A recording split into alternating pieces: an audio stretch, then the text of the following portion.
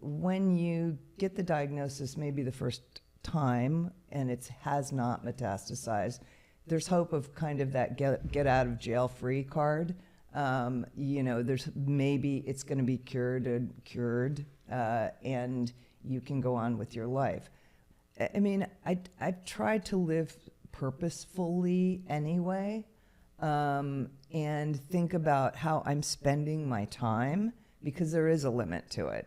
When you don't have that marker, you do all sorts of things that are not necessarily getting you towards your goal. Okay, so here's my cliffhanger, is that I go out on a bunch of dates with different people, and they know that, yep, I have cancer, and that's part of it. And I write about my dates. And so my stories will be written about my dates.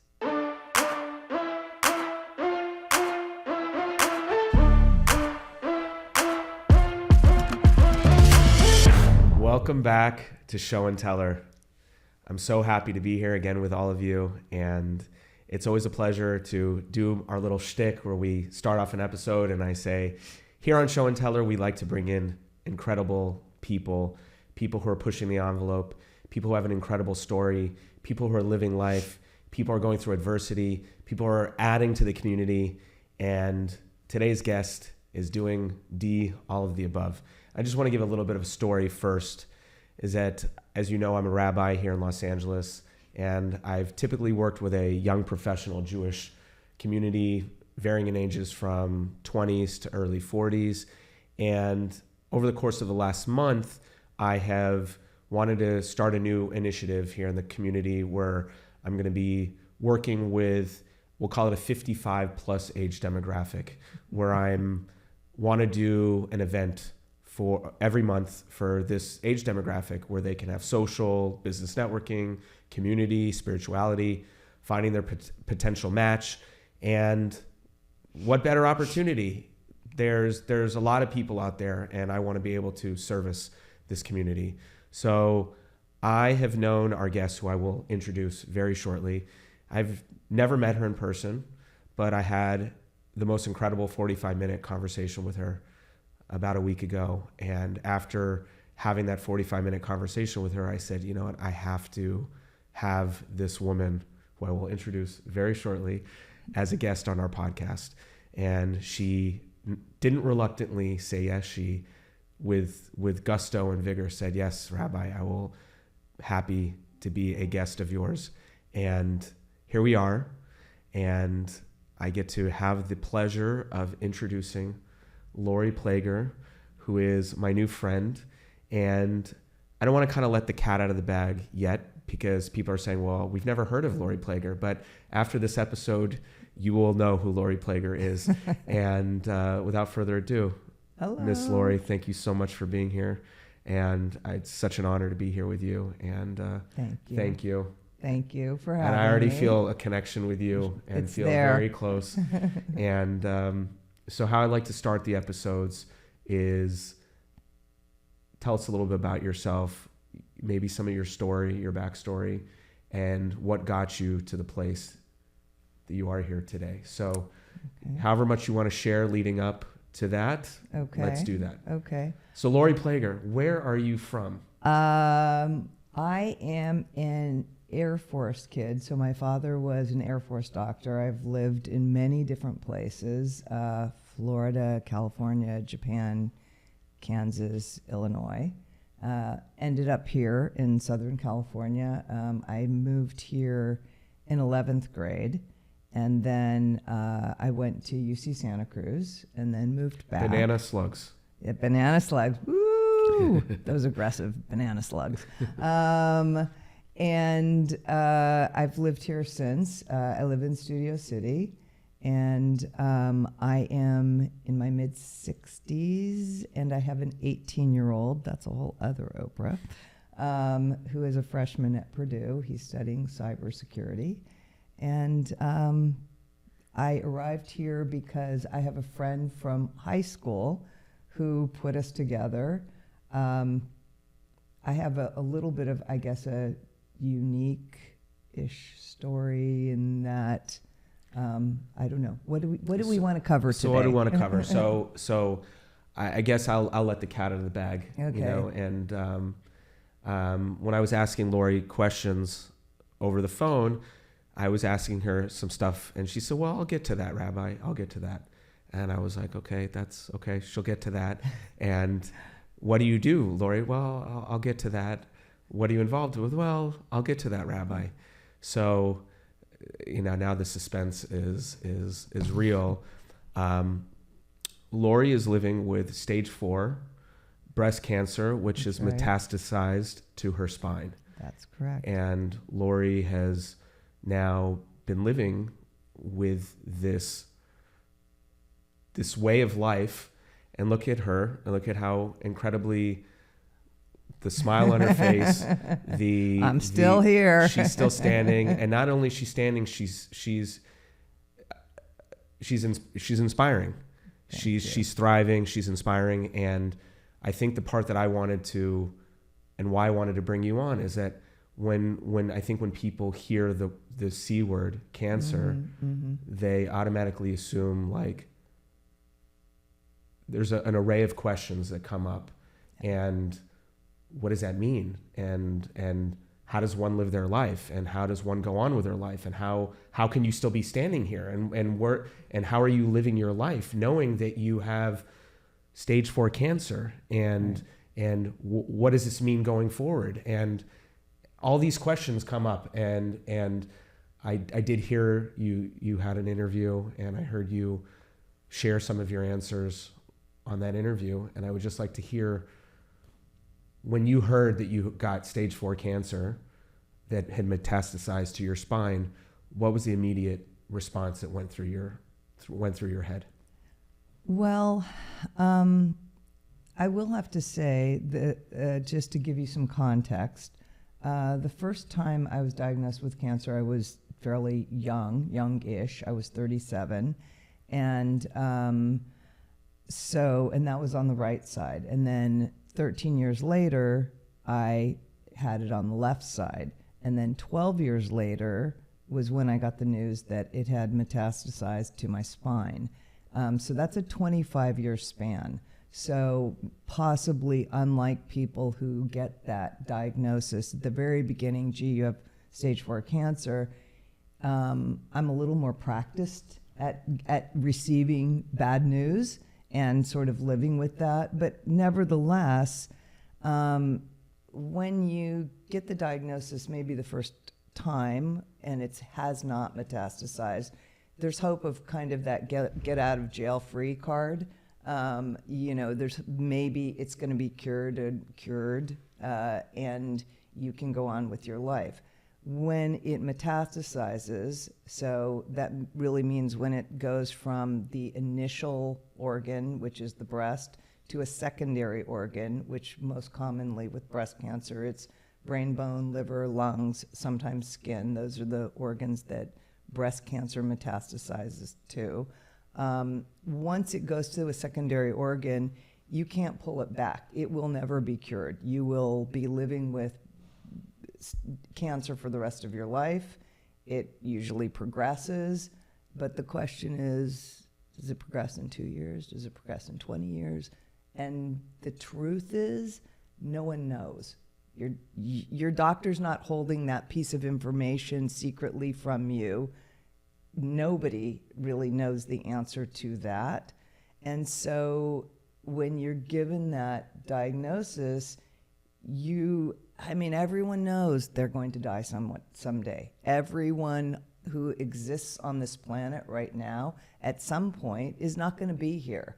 But that suspension of disbelief or belief is something that people live with, and they put it to the side. But when you know definitively, like, this is pretty much how you're going to die, that is a whole other moment. And so when I got that information, as you were saying, I have a mini podcast called My Life in Between, and I talk about that. I was at a hair salon, getting my hair colored. I know this is not my natural color, but close. And I could have sworn. yeah, I know there's no gray here. I was getting it highlighted at that moment, so there was foil on my head. So any woman who hears this and knows highlights, you know there's foil on your head, and it's on for a few minutes. And if you don't take it off during, when the bell rings, literally there's a timer, it can get really crazy looking. So it has to be very carefully timed. And I had foil on my head, my phone rang, and it was my oncologist who was saying, yeah, it has metastasized to your spine. And yeah, I was stuck in a hair salon. And so I said, wow, what's the longest amount of time anybody's ever lived with metastatic cancer, breast to spine? And I think some woman heard me because she came over with some Kleenex, with a box of Kleenex.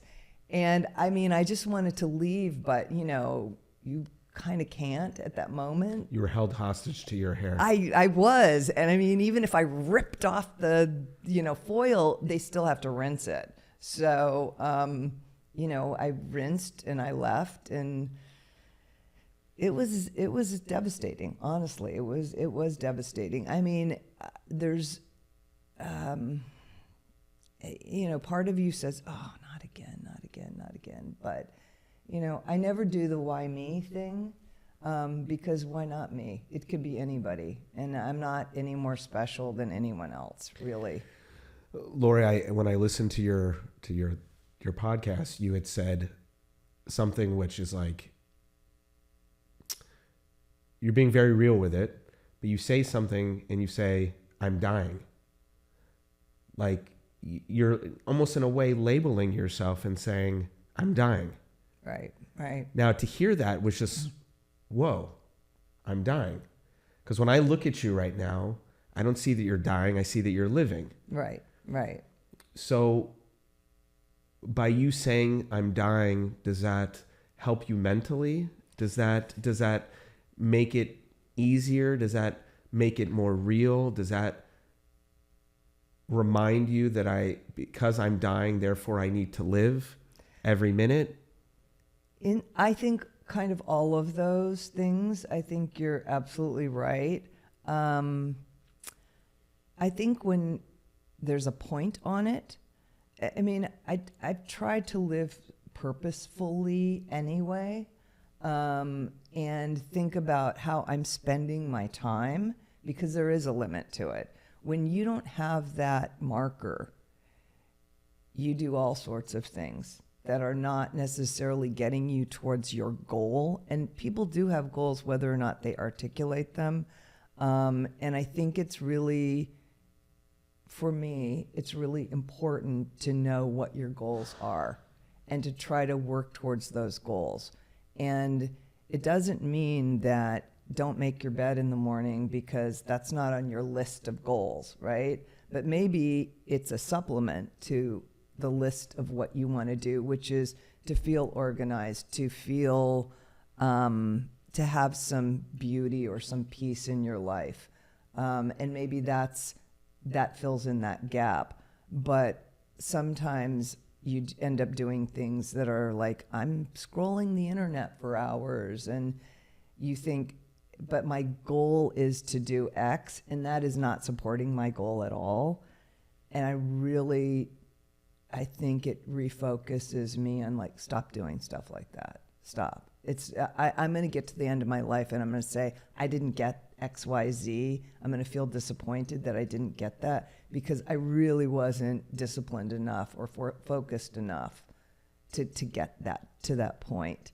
And so I think in a way saying I'm dying helps me get the things that I want in life. And I know that like right now, on a physical level, my cancer has not progressed for 3 years. It's exactly the same, which is the great news. And it could go on for, there are people who've lived for 20 years or more. And I hope to be one of them. I'm planning on it, actually. Hope 25. That's right. Hope 47. Hope 47. Okay. Yes, I have a license plate that says Hope 47. If anyone passes me on the freeway, then if you are passing me on the freeway and I'm signaling, let me in, okay? Hope 47 is, I was diagnosed in 1997, and it was 25 years to metastasis. I say if I can go 25 years there, I can go another 25 years. That's 2047. So I got that license plate. I said to my oncologist, yeah, I have this license plate. He says, I'm not even going to be in practice in 2047. And I said, yeah, I'm telling you early. You're invited to my party early, right? Amazing. So yes, I am extremely hopeful that I will be living a long time, and I'm going to try to do everything I can to get to that point. But I also know that I take 2 drugs every day. I take a drug called letrozole or Femara. I take a CDK4/6 inhibitor called Ibrance, and which my doctor developed, actually, who is Orthodox. Not that I went to him because he's Orthodox Jew, but it just happens to be, I went to the best, and he is. I get a shot once a month. I get blood tests once a month. I see him every other month. So it's a part of my life. And, I have a friend recently I was talking to, and she said, I wish you just didn't say, I don't think it's important that you say that you have stage 4 cancer, because you're just not living that way. And she thinks on a dating level that I shouldn't really even bring it up, that maybe I should tell people much later, or if I had a date. Okay, I'm not dating. We can change that, everybody. I'm not dating, but listen, this can turn into a dating podcast, right? We might get to that. Right now, yes, exactly. But if I were dating, I think, and I said to her, that's just not me. That's not how I operate. I don't, if I tell somebody, yeah, I have stage 4 cancer, this is how I'm living, this is what's going on with me, if that's not going to work for them, that's okay. It's just not my person. It's just not going to be. Because, I think, look, everybody has baggage, some more than others. That's pretty much my largest piece of baggage. And if that's my largest piece, that's okay. I'm pretty... But that also shouldn't have to define who you are. It's not. It defines part of who I am. And I'm active in that community by, I used to do, I got sort of trained through the American Cancer Society and would counsel newly diagnosed patients at UCLA years ago. And I just recently did a women's health series at D. Toledo High School and brought in an oncologist. So that cancer education is part of what I do because I think it's important. So I just, in fact, I will tell you this just as a little, segue here. I was thinking there are a lot of myths that go with having breast cancer, and I would love to debunk a few of them. Let's go. Is that good? We need to be debunked right now. Okay, all right. I'm gonna do a few. Because again, I think this part of the education, this part of people, I think, have this stigma or have this taboo way of thinking, and let's normalize this. Let's not put shame around it. Let's make this something that, okay, this is Lori. This is not who she is. This is something that she happens to be living with, and you should be living a normal life. I'm trying. So one of the things that, and again, I'm gonna say this with the caveat: I'm not a doctor, and anything that I say that has any medical basis, you should go look up or go ask your doctor. This is Lori Plager speaking. So, With that said, there are a few things that I do know that, because I've run these by my doctor just to make sure. What percentage, because I get this question a lot, people say to me, first thing, does it run in your family? So what percentage do you think has a genetic link? I'm going to say less than 20%. It's less than 10%, actually. So when people ask that question, if you're in the 10 percentile or less and it does run in your family, you should probably be followed a little more closely. But that means that 90% is random. And I think people ask that question, they ask a lot of questions that I think, and this is not to make people wrong or this is not a negative, but I think people just, they want to protect themselves. So they're saying, what did you do or what do you have that I don't have, so I'm not going to get this? And it's just a protective measure, and I get that, but that probably hearing that sounds offensive. Or it's deeming you as like there's like you have some kind of curse or some kind of scarlet letter, or you must have done something, and how can I protect myself exactly from getting what you got? Right. It's sort of victimizing the victim in a way, and they don't mean to do this, but they're trying to figure it out. Like, what kind of thing, what door did you leave unlocked so the burglar came in? It's And I'd like to hedge my bets and figure out a way that I can forego doing what you did. Right.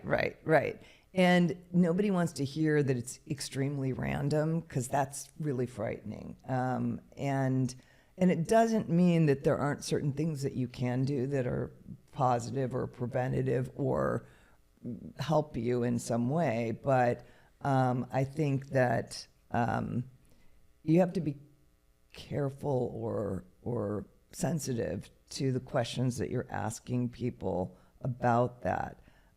So I always try to do it in an educational way. And that's one thing. People also believe that if you've passed 5 years or 10 years or some sort of mark, that you are cancer-free, that this is your day of celebration, you're never going to get it again. I wish that were true. It's just not. And I wish people didn't say that, because I think it puts people in a position of letting their guard down in a way on year 6 or something. And they're like, well, I'm not going to get it again. I don't need to Therefore, I don't need to go to the doctor. Yeah, I don't check myself as much. That kind of thing. Another thing, and please forgive me, do not feel like I'm saying anything. You're probably going to be upset if I say this, but I do get asked this often, did you have a mastectomy? Okay. And I will tell you, so I'm going to ask you this question. What was the thought about asking that particular question?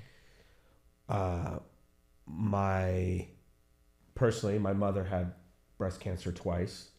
And because my mom had breast cancer twice, she actually had a lumpectomy the first time, and then many years later, after 5 years, had another lumpectomy.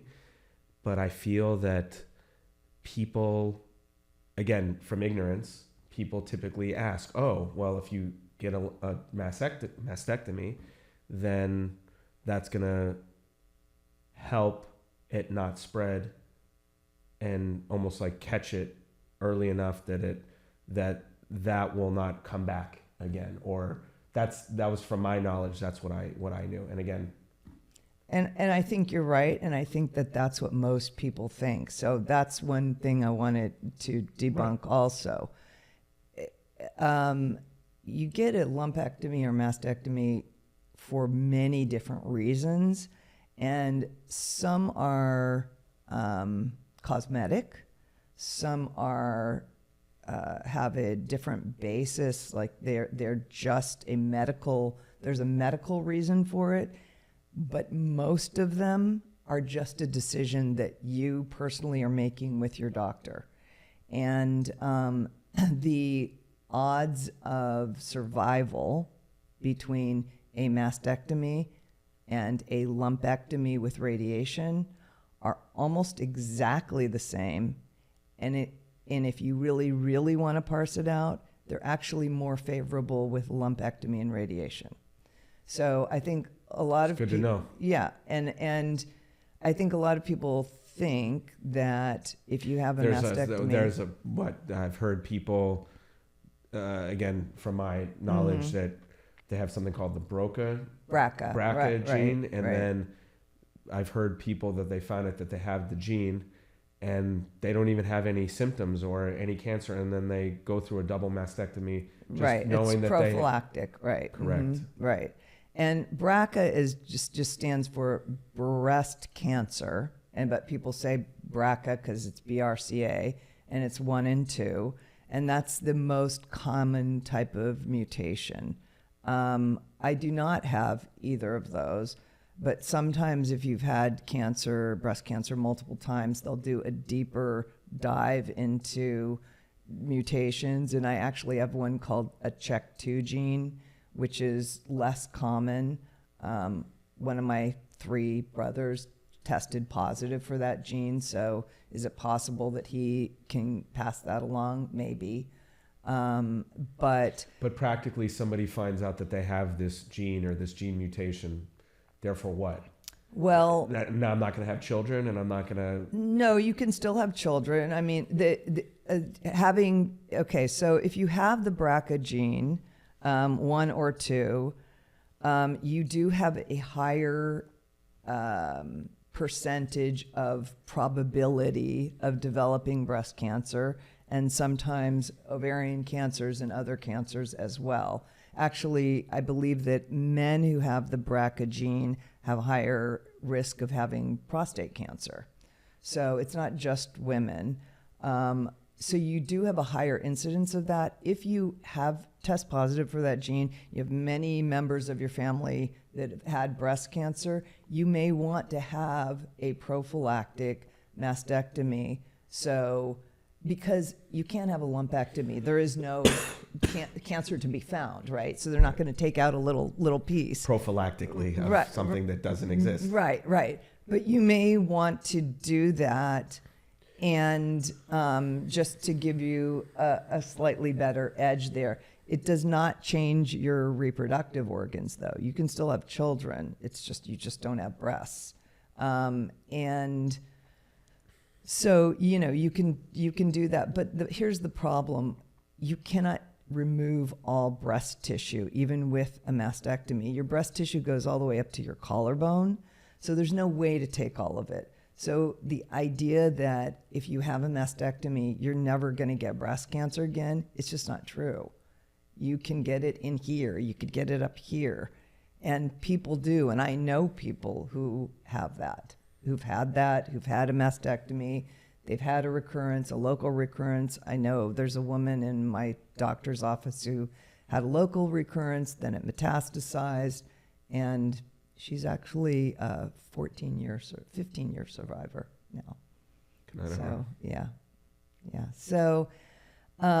So that, I think, is, so when somebody's had breast cancer and you're asking them questions, I would say probably don't ask them about, have you had a mastectomy? My apologies. It's okay. It's okay. No, but that was part of our 45-minute conversation, and I forgetting context, and and again, I asked because I have a personal relationship. Right, my mother right. had it twice, and I'm just going based off of stuff that I heard. So, you don't ask questions, but I did ask. So, no, I'm not saying, okay, I'm gonna retract that. Yes. I think you should ask whatever questions you want, but I'm going to say, now that you're educated in that, and you know that doesn't mean if you had a mastectomy, it's a more severe case, or that you made a better choice, you probably would be more neutral about that. So now I know. Okay, And exactly. I'm grateful for that. Okay.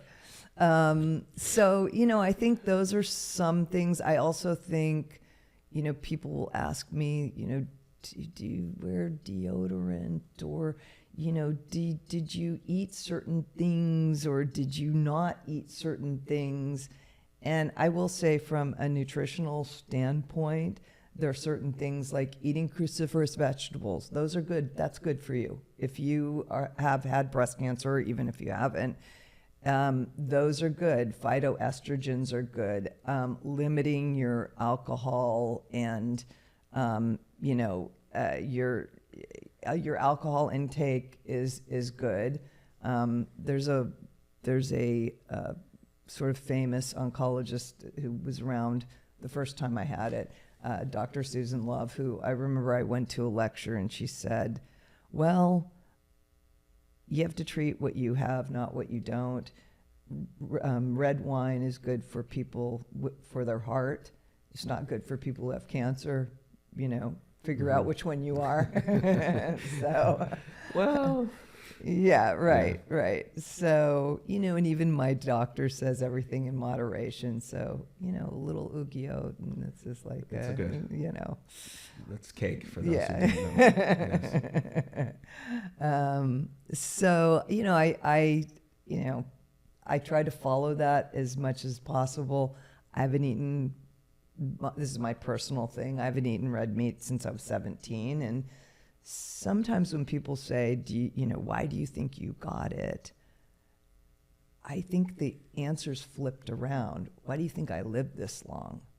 It's really not, a lot of people get it. And I think it's the opposite of not just why did you get it? It's like, what can you do to survive as long as possible? So you're living an intentional lifestyle. You're living with intentionality now. I'm trying. And again, not that things are random, but do you feel that you're doing what you need to do to prolong your life to some degree? I am trying to do that. I do have, the first time I was diagnosed with breast cancer, I was cleaning my house, and in the background there was some sort of program on, and this was back in the days of AIDS being sort of a new thing. And there was a woman who was interviewed whose husband was a firefighter, and he had happened upon a scene and he cut himself and he ended up getting AIDS. And the woman who interviewed the wife said, "Oh, that's terrible. He was young." And she said, "Oh, well, not really." And I was like, why'd she say that? I kind of ran back in to see, and she said, well, he had a list of all the things that he wanted to do, and he checked everything off. And I thought, you know what? I'm going to do that. So I have my list of 25, and I redo it twice a year. 25 things that you want to accomplish in the year, or 25 things you want to accomplish on a day-to-day basis? In a lifetime that I would like to do. And here's the thing. It can't be more than 25 because that's just not manageable. Maybe there's 10. I may have 10 things on my list, but it can't be more than 25. Would you be open in sharing a couple? Sure. I have them in categories. I have some like travel things. Okay. I wanted to go to Israel. I wanted to go to Holland in the spring and see the tulips. I did that. You went to Israel? I went to Israel also. Just a few different places. I still have India is on my list. And here's the thing. After 6 months, if you look at that list and you say, I don't really want that anymore, you can change it. You can take things off. And one of the things that I realized about doing that list, one of them was, I don't know why, I wanted to go up to Northern California, go through the wine country. It sounded really, at the time, exotic or fun or something. And my father was alive at that time, and he had stumbled upon this list when he was visiting me once. It was pinned up in my closet, and he went to hang up a jacket, and he saw it. And he said, I'm gonna take her there, which was really sweet. And what I realized was, it's nice. Wouldn't want to do it again. but you saw your dream and you did it. And you did with your dad. And now you have a great memory. Exactly. Whoops, sorry. Yeah, and I mean, I think that that's the thing. Everything on your list is not going to be the like epitome of, greatness necessarily. You don't know. Other than travel, what are some other things on that list? I wanted to have a child, and I adopted my son and at birth, and not at my birth, his birth. There's a bit of an incredible miracle. Trust me, it was. That whole story was a miracle. But that was a big leap, and it was a big, I had it on the list, and jumping off by yourself. I'm a singular parent. I did that on my own. That was a giant leap and very nerve-wracking. But it was on my list. It was really important to me, and so I did that. And there's some I have a whole charitable column in there. I wanted to do a few bone marrow drives. My dad passed away from leukemia. And so I did several bone marrow drives. I love animals, and I have on my list that I want to do something that's a little more permanent than a Band-Aid of bringing food to the shelter. I want to do something a little bit bigger. Like what?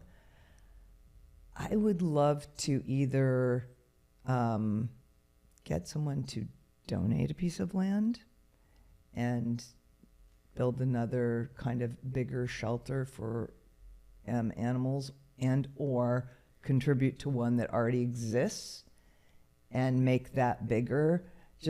I have 2 dogs from East Valley Animal Shelter.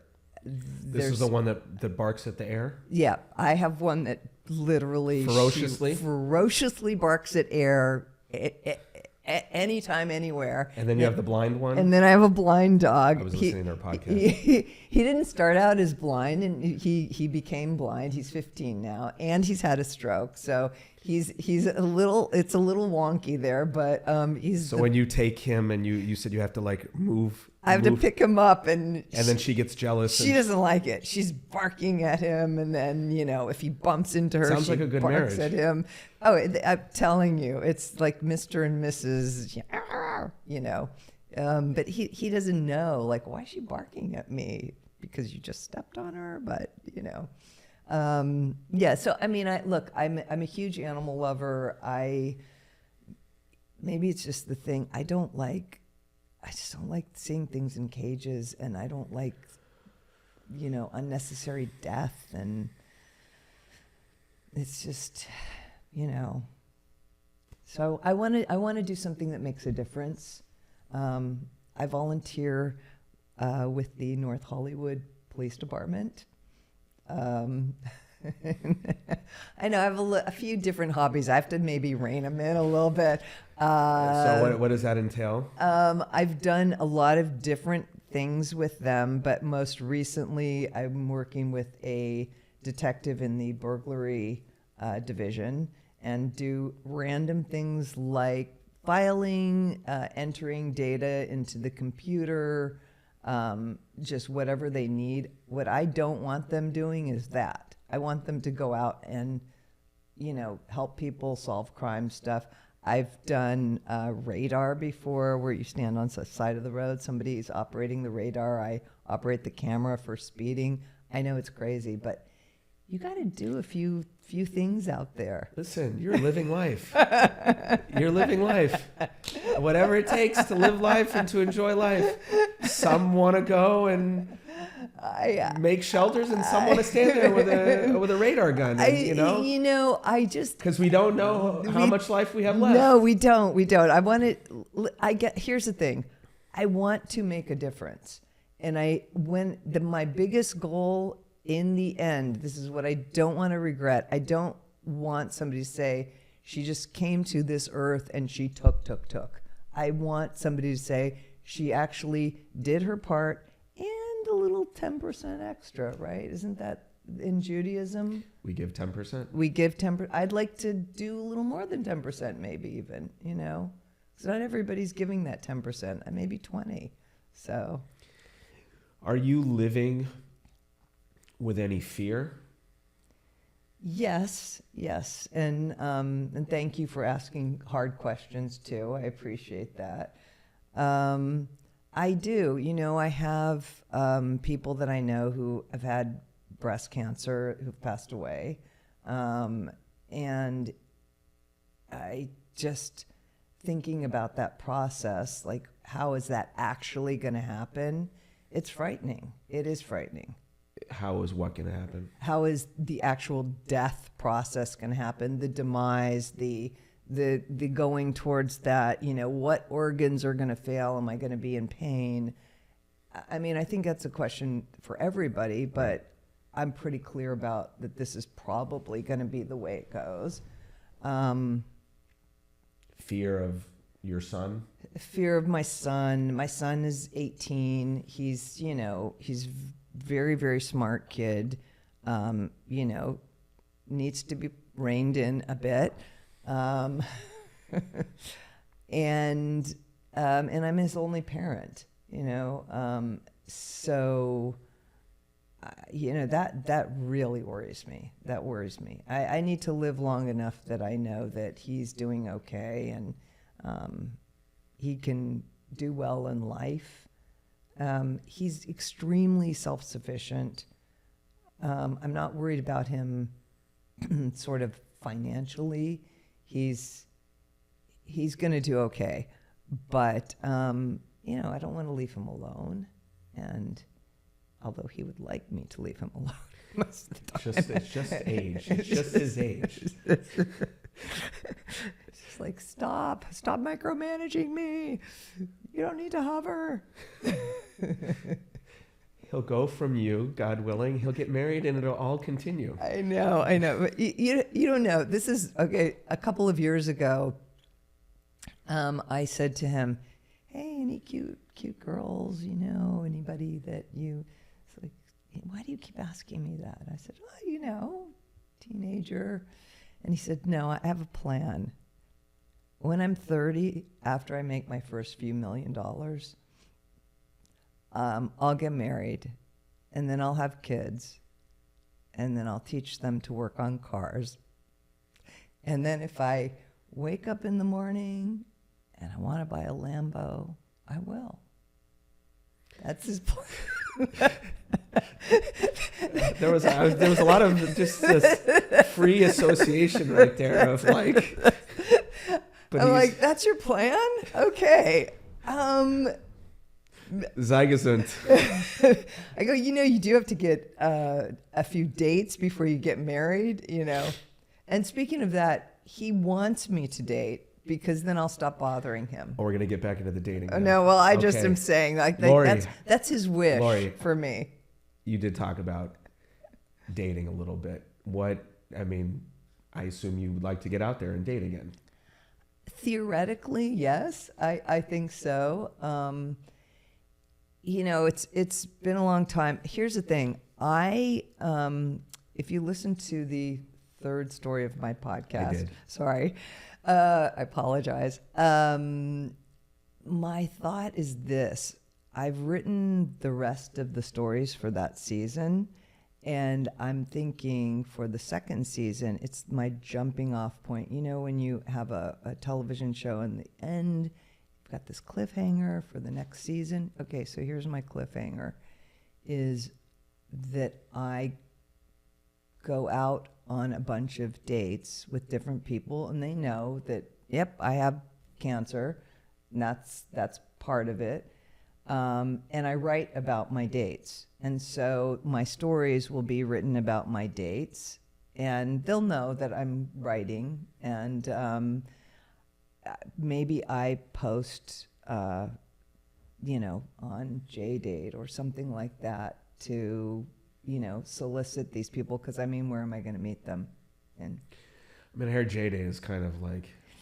I know. I did as try Forrest it. Gump said, life is like a box of chocolates. Yeah. You never know what you're going to get. I mean, there's a lot of nuts in those chocolates. yeah, there's a lot of nuts.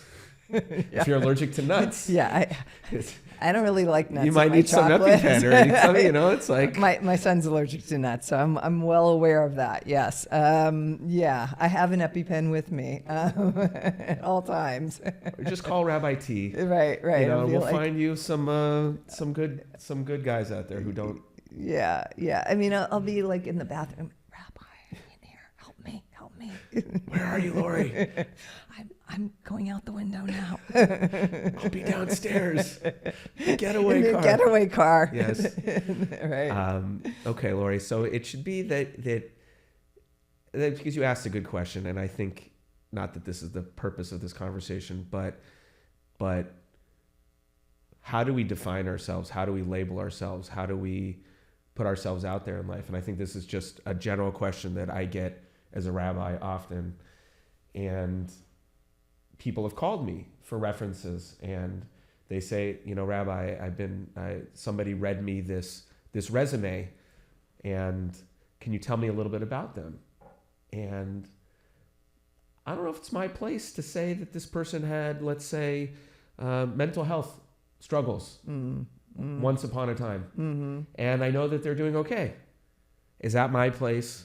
That's tough. There's this whole thing of like lashon hara that I'm not meant to gossip. throw somebody under the bus, because that could just, you're branding that person, and you could be affecting that person, and they might never be able to now find somebody because you just decided to say, yeah, that person had some mental health issues, and they've been okay with it. They've been taking medicine, but I also hear the side that it's like, okay, if I'm going to get involved in this relationship, is it my right to know some history? Right. And I think, I wonder, is this a similar thing in pertaining to your situation? Right. And because I'm talking to you right now, and I seem like I don't have anything medically wrong with me. Correct. And you would be a great date. Thank you. You'd be an incredible date, Lori. And the thing is, it's like, so if people are going to date you for who you are, that's who you are. You are for the incredible person, your history, all the accomplishments, your goals, your aspirations. That's who you are. But then there's like a ding. I don't want to call it a ding, but for somebody who is not being present and with you, being in the moment with you, that could be. Right. What does that mean? As you said, the doomsday, I'm going to have to deal with some doomsday, God forbid, down the line. Right. But I want to say, sorry, F that. Right. Ignore the doomsday and live with somebody the same way you would live with anybody else, that we're all dying, as you said. Exactly. We're all dying, and that one day we're all going to die. Right. It just happens to be that yours is potentially more defined, and this is potentially how you're going to go as you describe it. I just know, and they just don't know, and that's the difference. They don't know what the label is on their end. And you said jokingly in your podcast, you said that maybe this is a good sign, because most men don't want to be committal. So this could just be a short term. That's right. This is going to be very short term. We'll have a contract at the beginning. If it goes past a certain date, you can and I am struggling with that. I am struggling with figuring that out. And I think what's difficult is when I don't tell people. Because, it's interesting. On the long list of things that I am doing, I'm also vice president of our temple. And there's never been a moment in any board meeting where it's been appropriate or obvious or anything where I would say anything to anybody. So it's not like I'm keeping a secret. It's just that it's never come up. And somebody recently found out because I was doing this women's health series, and she said, I feel terrible because I didn't even know this about you. And here's the thing is that, like, it could be the biggest blessing and the biggest curse. You know, the person who has tons of money. Let's say this person is a gazillionaire and they start dating somebody. Are you dating me for my money or are you dating me for me? Right. And look, I'm not making a psak right now, as we'd say, like a judgment. I don't have my gavel right now. But I would say, I'm talking to you now, Lori. I would say, to some degree, I think people should get to know you first. And I think they should get to know you first. And then if it's progressing and they've showed signs that they're into you. Right. By the way, I mean, again, it has to be. By the way, I'm going to spring something new on you. Right. But I hear both sides. I hear, you know, you should know that on date one that this is a part of who I am. I get that. But I wish there could just be a way for you to just be like, yeah, you know what? Get to know me for who I am. Right. Get to know me. And by the way, right. It's a big by the way. Right. But maybe I'm going to change my answer because I get it that practically you probably do have to put it out there early on. And you know what? Hopefully there's just a very mature individual out there who can handle. Right. That's what it is. And I think it's kind of like when people say, for people who are divorced and they have kids and they say, you know, I don't want the person to meet my child until I know that we have a solid relationship. I've always been of the opposite mindset, which is, you know, if the person came to my house and picked me up and my kid were there, and I'm like, hey, this is so-and-so, and they've met them, blah, blah, blah, blah, and they have an exchange. Now they know here's my house, here's where I live, blah, blah. It's all out in the open. It's out. Yeah, it's out. I get it. And we don't want to hide from anything, but I do wish people can know you for who you are. Right. And I guess to your point, can you give me a chance regardless of this?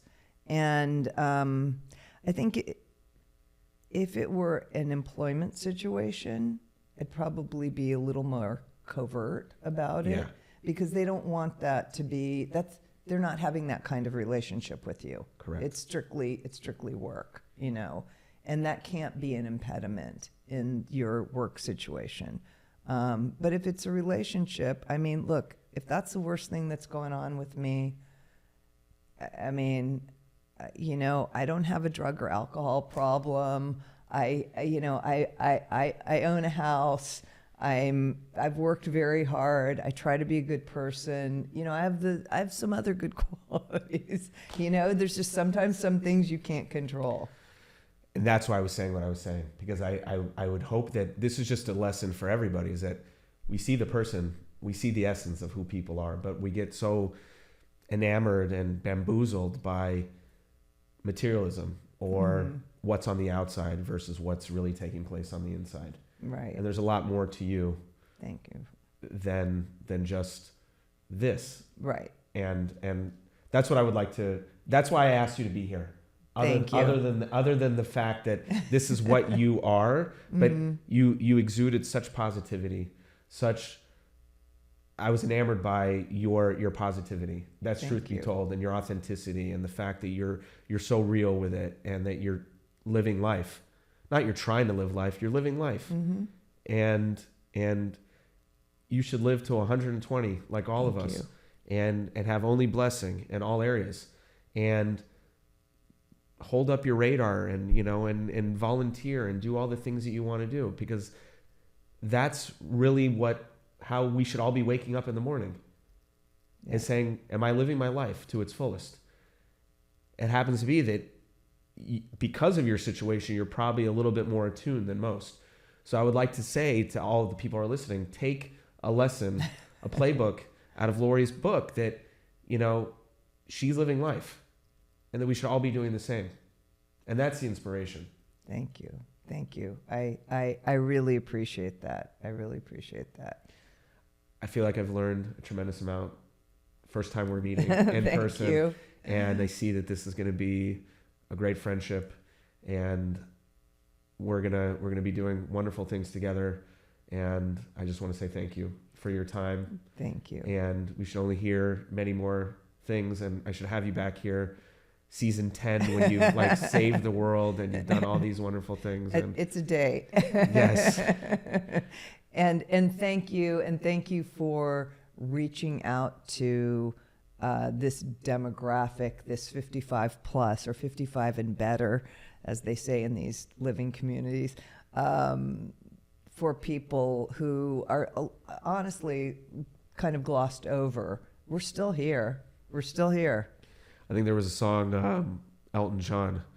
I'm still standing. I saw him in concert. It was great. Feeling like a true survivor. Yes. Feeling like a little kid. That's right. I'm still standing. There we go. That's See? right. You're still standing. That's right. That's right. Thank you. Thank you so much. My pleasure, Lori. Thank you. And thank you guys, and we'll be back next time. Okay. All right. Whew.